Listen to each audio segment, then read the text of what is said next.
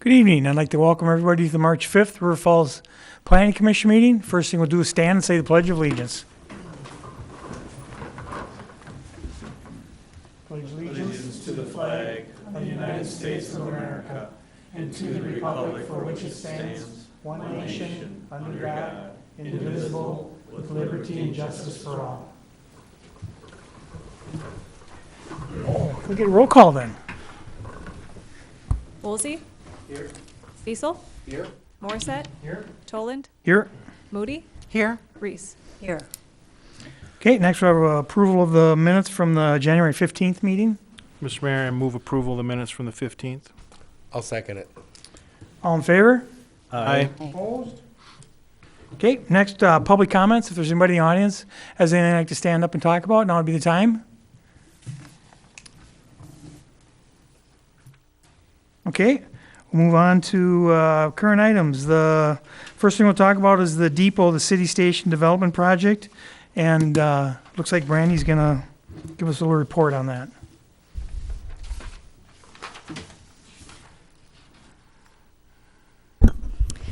Good evening.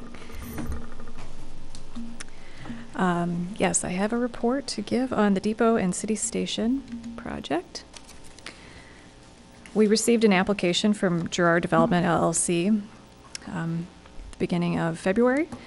They are seeking to develop a 2.26 acre parcel.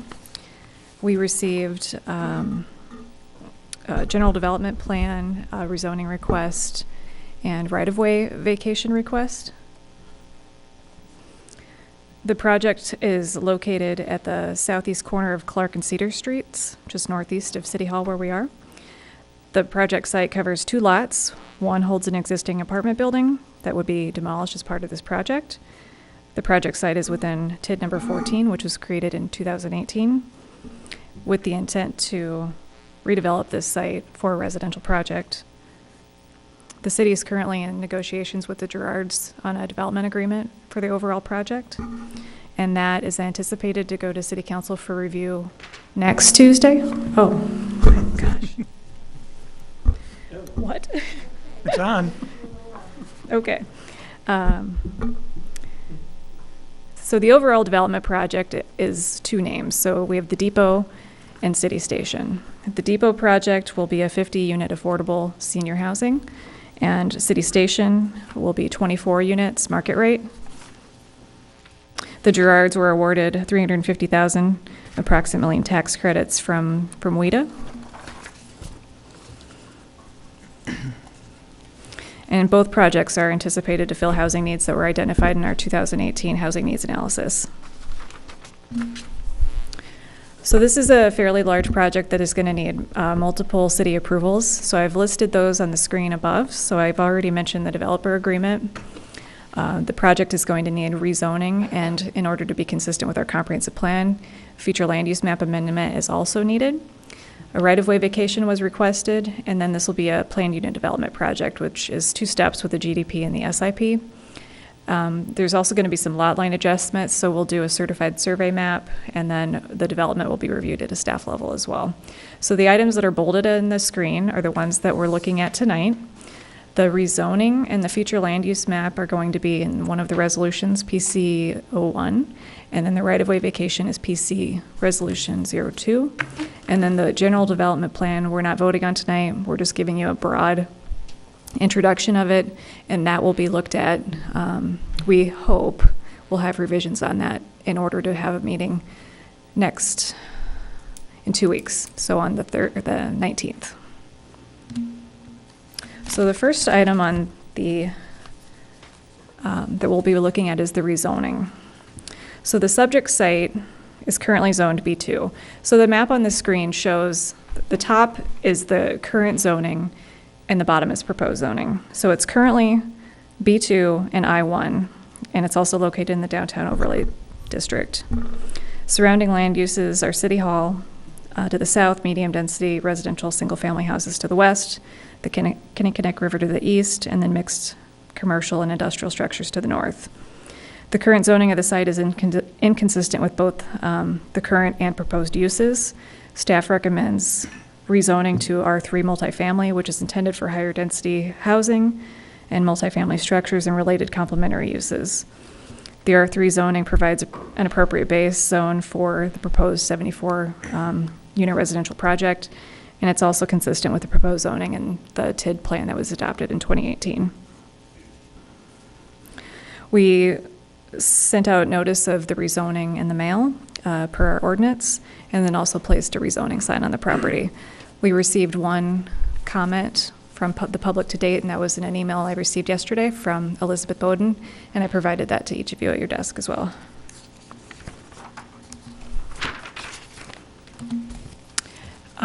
Along with the rezoning, staff is also recommending an amendment to our future land use map, which is a requirement that our comp plan and our zoning are consistent per state law. Our current future land use designation for this site is a mix of conservancy and institutional.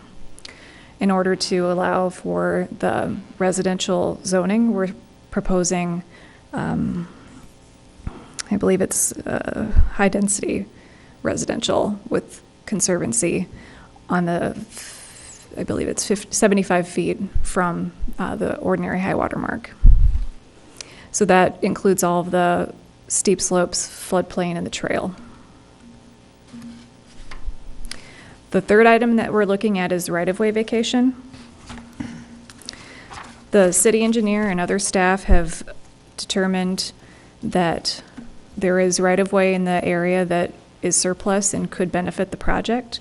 So there is a 10-foot strip on the west side of the project that's shown in orange on the screen that would be vacated. And then another, I believe it's about 2,000 square feet in the blue square on the screen that is, it's hard to see on the screen, but I think it might be a little bit of a paved area currently. And then everything to the south of the blue is no longer paved. And both of those would be vacated and be used as part of the development project. And then finally, the general development plan. So I've included in the packet the current draft. Staff has reviewed that and has requested some revisions. So we're not asking for you to vote on what's in the packet tonight. We would have you vote on the revised version when we receive it. The PUD is being requested for flexibility on density, setbacks, and the open space requirement. Just a little bit of background about the project. The depot is going to be 4 stories, 6,500 square feet, 50 units, 1 and 2 bedrooms. There'll be 42 underground parking spots. Again, it's for affordable senior living. And the building next door will have a similar architectural design as what's seen on the screen. It'll be 4 stories, a little bit smaller at about 40,000 square feet, 24 units, also 1 to 2 bedroom, and 24 underground parking. And this will be a market rate. So staff recommends, there's 2 resolutions in your packet recommending the rezoning, the future land use map amendment, and the right-of-way vacations. But I believe we'll have a public hearing first, and then you'd review both of those resolutions. And then next steps in the project.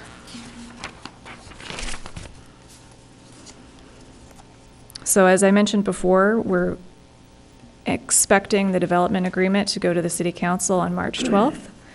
We'll bring the general development plan back to Plan Commission for review and hopefully approval on the 19th. And that would go to the next meeting of City Council on March 26th. On the 26th, we'll also have the City Council do the first reading of the rezoning and future land use ordinance. And then on April 9th, rezoning future land use ordinance would be second reading, and that would be the end for that. And then also the right-of-way vacation would go on that. And that is the end of my presentation. Okay, so before anybody talks up here, we'll close this hearing and open up a public hearing on these 2 resolutions. So if there's anybody in the audience that has anything like to say about these, please come forward. Okay, we'll close the public hearing and we'll open up the Planning Commission, and I will looking for a How do you want to do these, Mayor? Do you want to do these I two suppose all do- together or one at a time? One at a time? Huh? One Yeah, at a one time? at a time. Mr. Mayor, I make a motion that we approve Plan Commission Resolution 2019-01. Second. Questions or comments? Brandy or Amy, could you, back to the zoning for a second, on the spot where the depot, this might be better if you put it back up, I'm sorry, Brandy.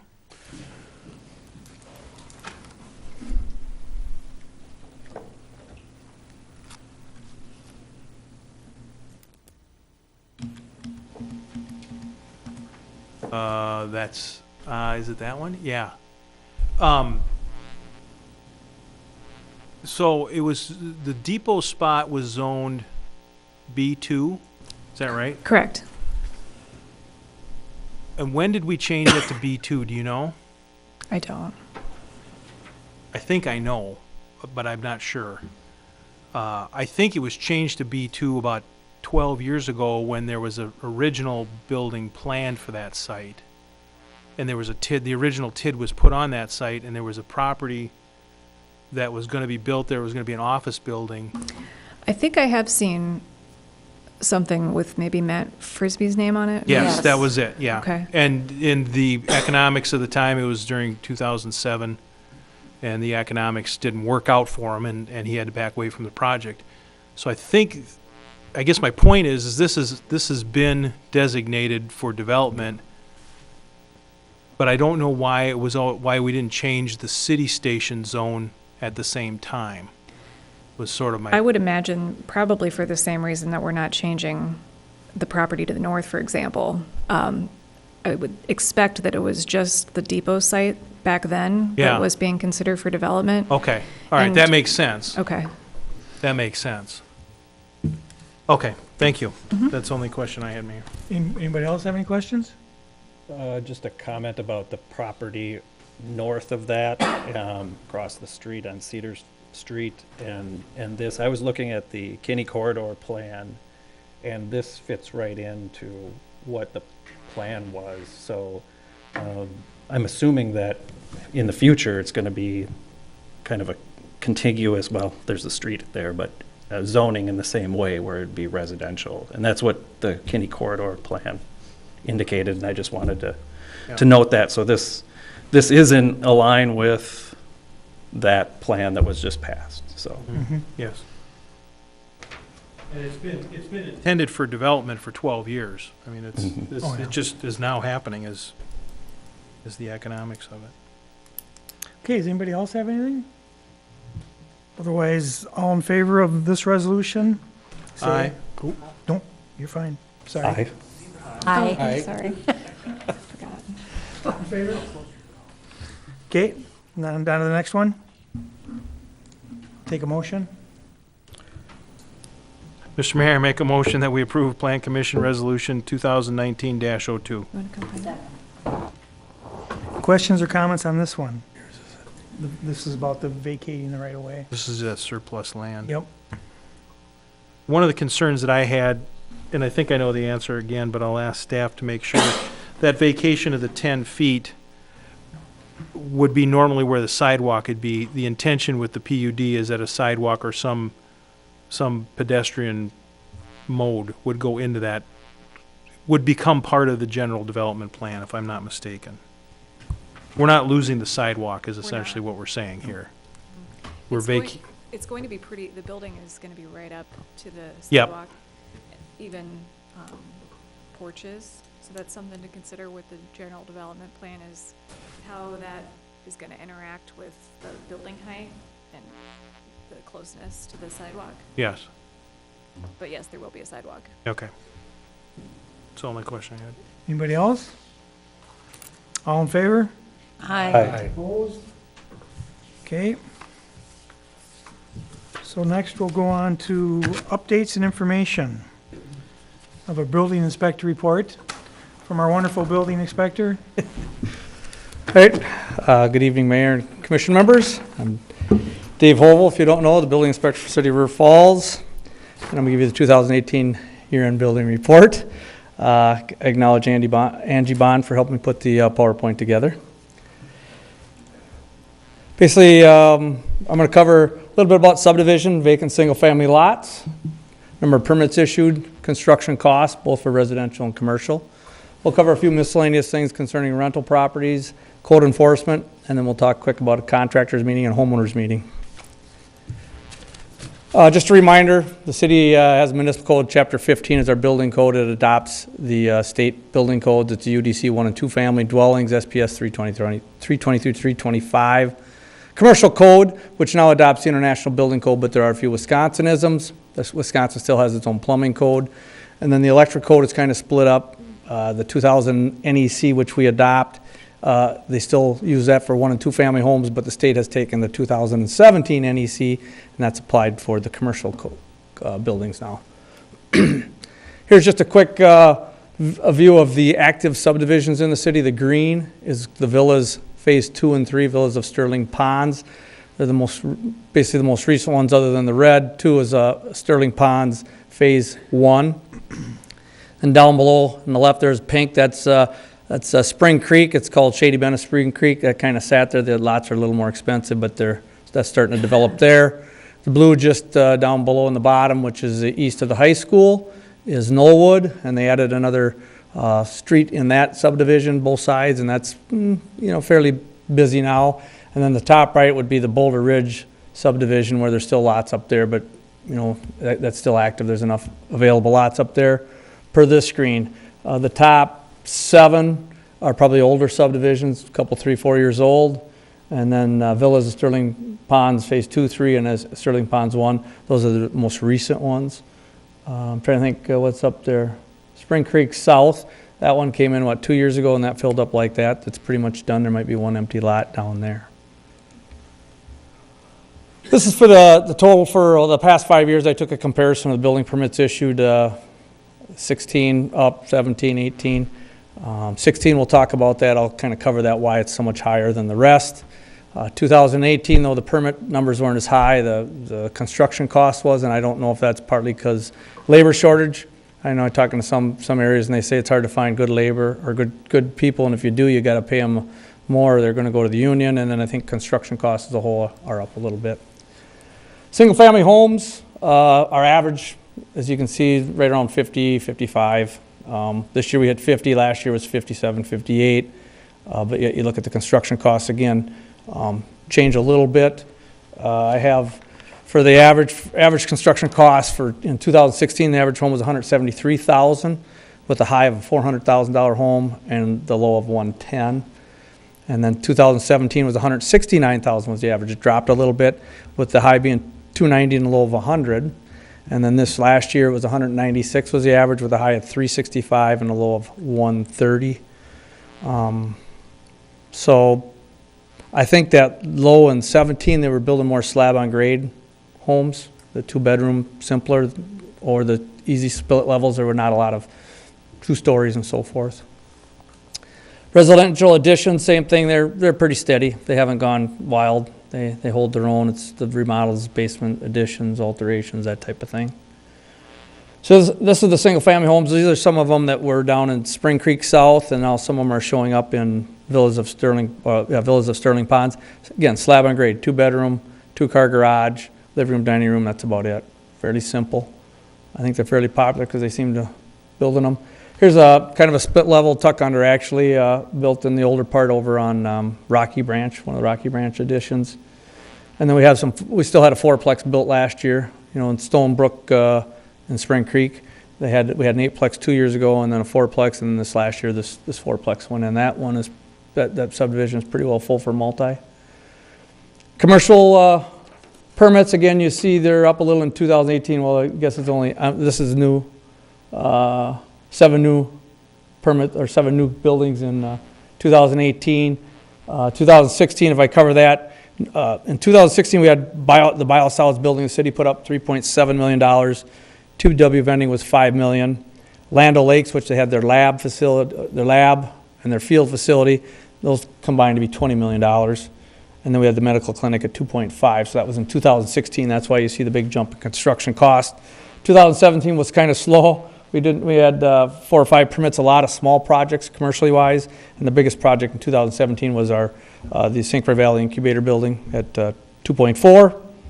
And then this last year, we had mini storage building. I'm trying to think if I have a few of these. Mini storage building was $1 million project on the north end. Aldi's was $2.1 million. River Falls Gymnastics, 1.1 million. Glen Park, 1.6. And then Anchor Paper was our biggest this last year, $5.9 million. And here's just, I gave a few photos of what we got. We got River Falls Gymnastics. This is the Aldi's kind of as it was going up, and it's finished, and we've all seen that. And the Anchor Paper, right now, last time I was out there probably was a month ago, they had put the walls up, and it was kind of cold, and they've been blowing snow off the roof, and I think they're just starting the mechanical. I just got the state approval for their HVAC, so I haven't been called out lately, but it's happening. And this is an 87,000 square foot building. Other new commercial projects, the storm shelter, I mentioned Glen Park. That right now is footing and foundation. Not a whole lot going on there. River Falls Terrace Apartments, it's a small little community center over there in South Wausau. We have the Hope Lutheran Church built an open pavilion for outside worship. And then I mentioned the mini storages. Then there's additions and alterations commercially wise. Again, they're holding steady. Number of permits is down. I don't know if there's that much going on that eventually, the city's looking pretty good. Ace Hardware, again, North End, as you know, did a kind of facelift. The Culvers, we all know it was the Perkins turned into Culvers. It's that one there was $700,000 and it was 5,100 square feet. We got Chippewa Valley Technical College, that was $2.2 million. And that was 7,200 square feet added. Land O'Lakes, they didn't add to the building out there, but they were putting in an $800,000 wind tunnel. And so what they have is just a big wind tunnel that blows air through, and then they shoot their chemicals or their with the product they make, and then they have lasers to see how it flows. So that's what they added. And they had space. They designed their building for that wind tunnel to go in. Best Made Cookie Rise Baking, they added their 11,800 square foot and have a bar line. They must make a lot of money making Rice Krispie bars or whatever, but it's a bar line. Oh, well, what else did I have there? Oh, we're going to skip that. So then the last but not least here, I would go to just miscellaneous rental housing program. The city's had it since I think it was 1972. I started in 97, but 1972 they had a rental housing program, and all the state this last year, Act 317 said cities can't do that, cannot inspect any rental properties at all. The only thing that they would allow you to do is to say if there was a blighted area, if the city decided they wanted to call an area blighted, get enough complaints, we could call it a blighted area, then the city can do rental inspections. But then they state it, we go do rental inspections, we go out there and find nothing wrong, can't charge them a dime. If you find something wrong, you write them up, charge them $100, and they got to be habitability violations. It would be like plumbing wasn't working, hot water, electricity, heat, structurally, smoke detectors, mold, and basically insects and rodents are about the only things you can go out and write them up on now. So at this point, we're working on updating the rental housing program, basically adopting what the state says we could enforce, except I don't think the way we're looking at it and we're talking about is instead of calling a blighted area, just if we get complaints, we're going to enforce the habitability issues. If we get complaint inspections, then charge if it's justified. And again, we're still talking about that. That's not set in stone. Proactive code enforcement, we started that this last year. We divided the city up into like 4 sections, and the community development department, which includes Brandy, Howell here, Sam Wessel, Angie Bond, and myself, each have a different section. We go out and just drive around, and we're looking for cars in the front yard and garbage all over and piles of debris, and then the mowing. And then we do nice little, hey, we were here, please clean up your property. And sometimes we just do door knockers. Sometimes it might be just a phone call. I'll just call them, I know who it is. They take care of it. Sometimes it's a letter, and then from there we follow up. Is it photos, and at some point, do we do citations? That's something we have to decide. 95, 97% say, oh, sorry, help take care of it. Last 2 things, we did have a contractors meeting last Thursday. We used to do it every year for a while. Then it was like, well, there's not a lot of code updates, and we're just saying the same thing, so we skipped last year. We did it this year, and again, I didn't have a lot of code updates. I go every year for my certification. I got to go and listen to the state, get continuing education. There wasn't a lot of updates, but the state will identify things that, hey, here's issues that are happening out there, and so we update that, and engineering was a part of it, and my engineering and utilities. They're just there to, hey, thank you for doing your good job. Most of them are following the rules, but we just kind of reiterate that. Last one was tomorrow night at First National Bank. We're going to do the first ever homeowners workshop. It's one of those homeowners come in and we thought, well, maybe we just do it up front, saying, hey, here's what you need to do. If you're going to remodel your basement, here's the things to think about: electric, plumbing, heating, framing. You're doing an addition, setbacks, and so forth. So we're gonna do one tomorrow night, First National Bank. I think right now we have 45 people signed up, and kind of go from there. Other than that, thank you for your time. If you have any questions, I'd be more than happy to answer them. You get many complaints from renters? You know, I get enough. I get some renter complaints, some are legitimate. Most of the time, again, I know the landlords well enough because we did it for so many years. I call them up, say, hey, get this taken care of, because if I got to come out, I'm charging you. And 95% of the time it's solved. About 50% of the complaints are, my landlord ain't doing his job, and I call the landlord, oh yeah, I'm going to kick them out, or they haven't paid the last 2 months. So it's kind of that fine line. I got to play that game of, you know, who's telling the truth or what really is going on here. But most of the time, everything works out. We get things taken care of, so. Any other questions? In regard to what your limits are for inspecting rentals, does that include occupancy? See, that's the one thing when we're writing our ordinance here, that's a zoning issue now. It was in the rental code, so fine, I can enforce that rental-wise, but I think our zoning code still, just to keep the integrity of single family, we don't want 10 people living in a house. I think we could, if we got a complaint, we could say the zoning code says maximum number. It's a density thing, so it's kind of, you can't put a multifamily in an R1. Well, it's the same with the zoning. So we're looking at that to make sure that's kind of how we do it. And that would be a complaint. And that's happened in the past. We go, oh yeah, there's 8-10 cars every day out there. Well, I know in the past we're not afraid to, hey, post office, can you tell how many people got their name on that mailbox? It's one way of doing it. And then the cars, a lot of times I'll call the landlord, hey, there's too many cars. Better talk to your tenants. And a lot of times that solves most of it, so. Any other questions? Thanks, Dave. All right, thanks. Okay, next we'll go on to development review update. Well, we have the depot out there that we're looking at. It's a little bit quiet right now. We have the food pantry, which is getting close to being, getting full approval, and that's gonna be behind the bowling alley, I believe. And it was actually behind West Winds Yeah. in that area. And then we've got, it's now called the Aberdeen, so it's Sterling, it was formerly called Sterling Heights Apartments, or Sterling Ponds Apartments, across from Sterling Heights. So it'll be another, similar project, 5 buildings, 60 units. Each building has 12 apartments in it, and that'll be coming online in the spring here. But that's all we've gotten so far this year. Okay. Anybody have any questions about anything? Okay, next planning commission will be April 2nd.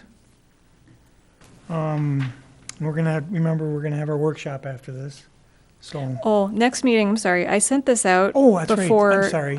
September 19th, March 19th. or March. We're in March, March 19th. In 2 weeks, we'll have another planning commission meeting. Have that scheduled when this went Sorry. out, so. Forgot about that. So March 19th, we'll have our next meeting. Okay, I move to adjourn. Second. all in favor? Aye. Opposed? We are adjourned. Plan Commission workshop will be in the Foster Conference Room. Okay. That's,